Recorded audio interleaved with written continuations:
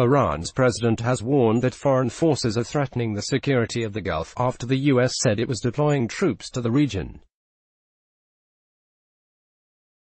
Hassan Rouhani said foreign forces had always brought pain and misery, and should not be used in an arms race. The U.S. is sending more troops to Saudi Arabia after an attack on Saudi oil facilities both nations blame on Iran. Mr. Rouhani also said Iran would present a new Gulf peace initiative at the United Nations in the coming days. This year has seen continuing tension between the U.S. and Iran, following President Donald Trump's abandonment of a deal aimed at limiting Iran's nuclear activities in return for the easing of sanctions. While Saudi Arabia and Iran are bitter rivals who's using armed drones in the Middle East. The latest flashpoint was caused by drone and missile attacks on the Saudi oil facilities at Abqaiq and Kharais on the 14th of September. Yemen's Iran-aligned Houthi rebels said they had carried out the attacks, but both the U.S. and its ally Saudi Arabia, Iran's main regional rival, said Iran was behind them, something Tehran has strongly denied. Angry rhetoric and its dangers. The crisis sparked by the attacks is being dangerously inflamed by angry rhetoric. President Trump's knee-jerk reaction was to tell the Iranians the U.S. was locked and loaded. So the region braced for a U.S. retaliatory strike. Washington pulled back, restrained by a nervous Saudi Arabia. Instead, it is sending a small detachment of what are essentially military technicians to bolster Saudi Arabia's blatantly inadequate air and missile defenses. The move is defensive, and may not even be enough to prevent another swarm attack of explosive drones. Yet Iran's hardline Revolutionary Guards are interpreting it as an aggressive, almost invasive act. The danger now is that one side or the other misinterprets the signals from the other side of the Gulf and does something that inadvertently propels this region into a war that nobody wants. What has Mr. Rouhani said? He was speaking on the anniversary of the start of the 1980 to 1988 Iran-Iraq War, and alongside a series of military parades in Tehran and other cities.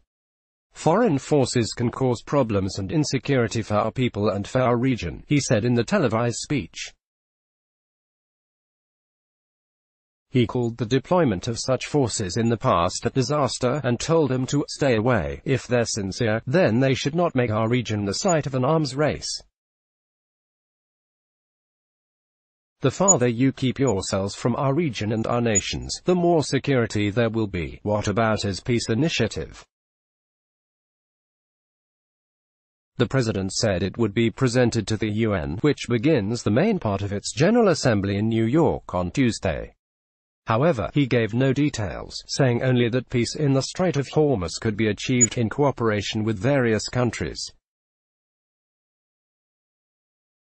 Media playback is unsupported on your device. Mr. Rouhani said Iran was ready to let go of the past mistakes made by regional neighbors. In this sensitive and important historical moment, we announce to our neighbors that we extend the hand of friendship and brotherhood to them, he said.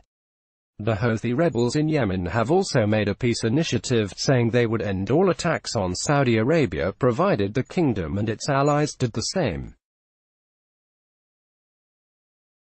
UN Special Envoy for Yemen Martin Griffiths said in a statement it was important to take advantage of this opportunity and move forward with all necessary steps to reduce violence, military escalation and unhelpful rhetoric. What is the U.S. troop deployment? The Pentagon announced on Friday that, in response to a Saudi request, there would be a moderate deployment to Saudi Arabia, not in the thousands, and focused on air and missile defense. Defense Secretary Mark Esper said, "We will also work to accelerate the delivery of military equipment." The announcement brought a strong response from Iran's Revolutionary Guard Corps, an elite branch of Tehran's military designated a terrorist organization by the U.S. Commander Major Gen. Hossein Salami said, "Whoever wants their land to become the main battlefield, go ahead. Be careful, a limited aggression will not remain limited. We will pursue any aggressor." What was behind the oil attacks?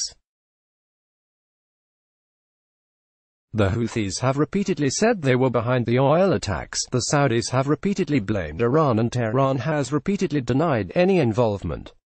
Media playback is unsupported on your device. The attacks had a serious, if not long-term, effect on Saudi oil supplies. The Saudis have displayed what they say is debris from Iranian-made weapons but have not yet released their full findings.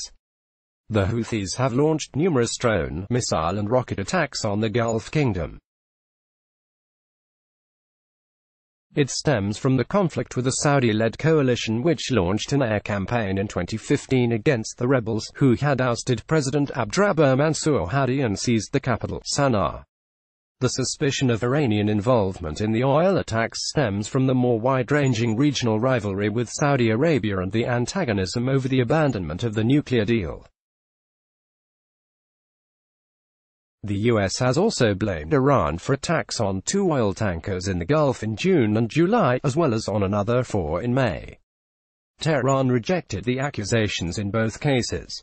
Gulf of Oman tanker attacks. What we know. Iran-US tensions. What's going on?